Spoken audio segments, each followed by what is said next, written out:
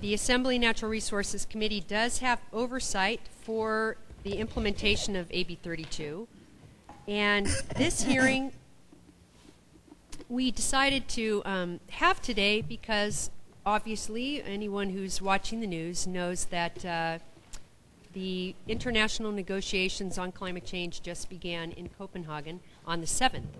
And we also know that the national government has been debating some climate legislation, and there's, lots of people wonder, what's California's role within the national dynamic, within the international dynamic and such, and how's California's action progressing. So today we will hear from a distinguished group of witnesses on the front lines of California's groundbreaking climate change policies and about how California's fight against global warming and the policy signals that we've been engaged in on energy efficiency, on clean air, on many other of our environmental protections have been providing leadership for both the nation and the world.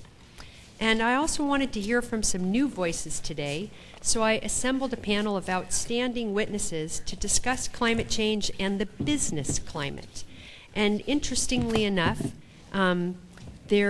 while we are, as I mentioned, in this serious recession, we do have unprecedented levels of unemployment.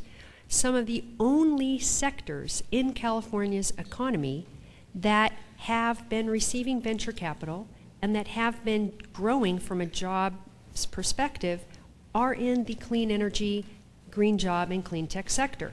So it's interesting, why is that occurring? Is it some of our policies? Is it not? So I thought that some of these business leaders might be able to add to our understanding of that.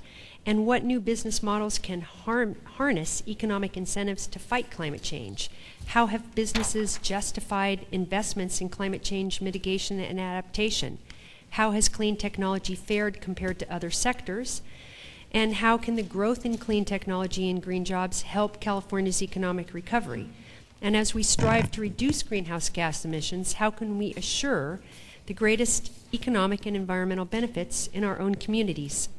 I know that there's also many good ideas out in the audience, and so we will reserve time at the end of the panels for public comment.